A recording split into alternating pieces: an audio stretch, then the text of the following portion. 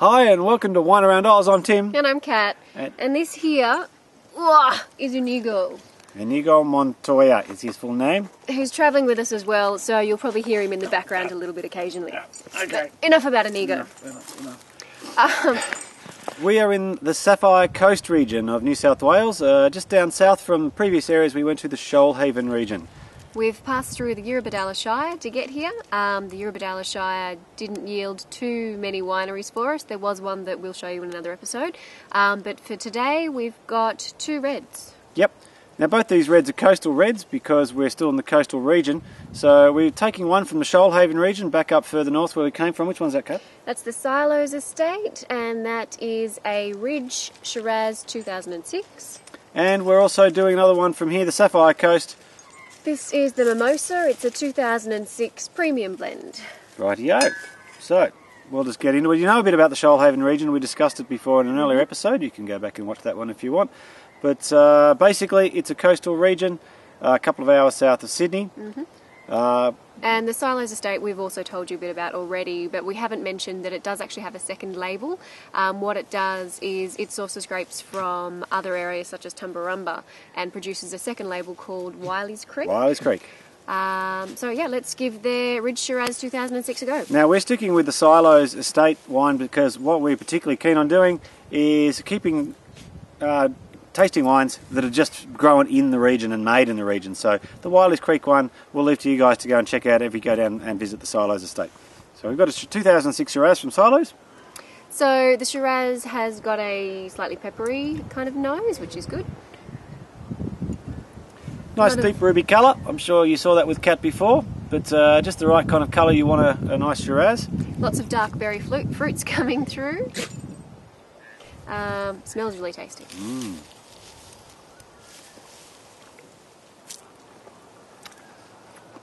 That's really nice. It's got a lot of chocolate in it, which is just like what you want, and some good tannins at the back. So it's really starting to dry the back of my mouth out a bit, which has just got that nice balance with a nice bit of fruit in the middle of the palate as well. So it's got a nice long-lasting palate as well. It's still going with that chocolate flavour, which is really nice. So the best thing about having some good tannins at the back is that you sort of know you've drunk the wine. You know, you can sit there and it doesn't just sort of wash down the mouth and you forget about that you've had it afterwards.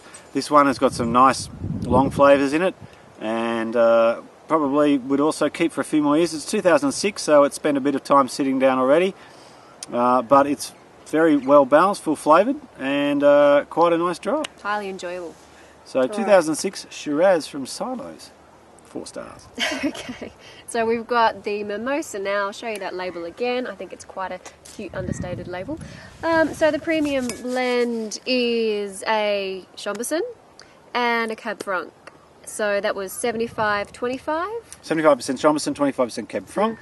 Now what drew us to this was the fact that it was a Chambourcin again because of the coastal region and the hardiness of the Chambourcin grape. But yeah, now there's only 7 acres under vine at the Mimosa winery, and of that, the winemaker there was telling us that they lose most of their crop. You know, they'll only get 75-80% max out of any of their other grapes apart from the Chambourcin. So they've kind of really got to plant it to make sure that they are getting a crop each year. They are running some other varietals, but as Kat said, they tend to lose it. So they've sold out of a lot of those.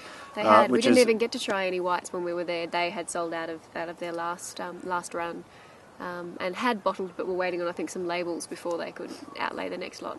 But being a Chambourcin and sort of the varietal of the coastal region, so far we haven't been particularly keen on Chambourcins, particularly the ones that were just straight Chambourcin.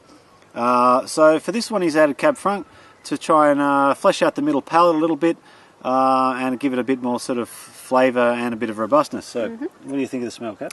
It's got a really nice spice again, fruit all coming through there, surprisingly. Smells really good. So there you go, nice dark red colour, as Chambourcin tends to be, and Cab Franc also. So again, the colour's all there as you expect. And what's it taste like?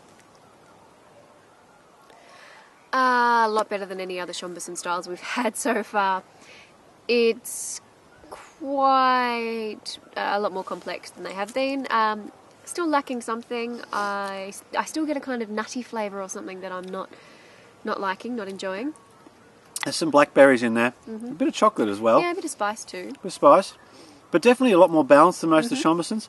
The Cab Franc's definitely coming through there, and giving it some more oomph, if you know what I mean. Yep. A lot of the other Chambersons we had, they tend to have some nice fruit up front, and a bit of tannins at the back, a bit of last at the back, but just nothing happening in the middle there, and it was a bit disappointing. Whereas this one's definitely got some more flesh right in the middle there, and basically gives your whole mouth a nice taste from beginning to end. So as it goes for a Chamberson, we think it's probably one of the best balanced ones we can find. He only has 7 acres under vine, as Kat mentioned before, and he also has a restaurant facility there. So between the cellar door and the restaurant, he tends to pretty much sell out. Yep. If you are up for a sort of nice lunch and you're in the area of the Sapphire Coast, Mimosa has definitely got one of the best facilities in the area for the wineries. A beautiful laid out restaurant. Yeah, it's in a valley, and the restaurant overlooking the valley and the mountains. It's very, very pretty. So again, stop in there if you are looking for something to eat. But I think that's about it for today. Definitely we're going to give the Mimosa Premium Blend 2006 a thumbs up, particularly because it's in the Chamberson family. But stay tuned, we'll come back and tell you some more about some more Australian wines in the next episode. Bye.